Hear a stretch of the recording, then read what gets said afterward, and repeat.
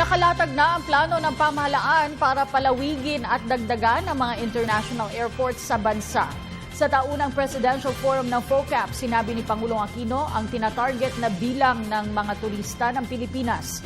Ayon sa Pangulo, may binubuong runway para gamitin ng mga maliliit na eroplano upang makaya ang lumalaking bilang ng mga bisitang turista. Ayon naman kay DOTC Secretary Joseph Emilio Abaya, patuloy ang mga isinasagawang pagsasaayos ng NAIA Terminals 1 at 3. Ibinahagi rin niya ang plano sa Sangley Point sa Cavite. Inirekomenda ng Japan International Cooperation Agency o JICA na gawing pangatlong runway ng NAIA ang dating US Naval Station.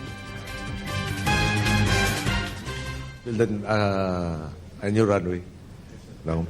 A third runway, which will take care of the smaller aircraft to have more events. Events are take-off and landings. No?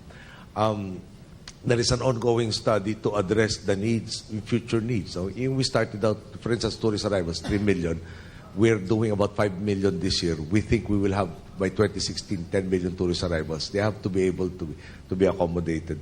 We are moving general aviation to Sangley. Clearly, in the 2015 budget, we are transferring, the Air Force is here, $1 billion to develop the old Cagayan de Oro Airport so as to transfer the 15th Strike Wing base in Sangley, Cavite, to now move there to CDO, while we'll take over eventually the runway in Sangley for general aviation.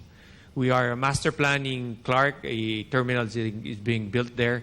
A consultant is being procured in order to have increased runway capacity, to have more takeoff and landing. And essentially the improvement of NAIA, Terminal 1 and Terminal 3, and eventually having a operator and maintenance provider for all of this.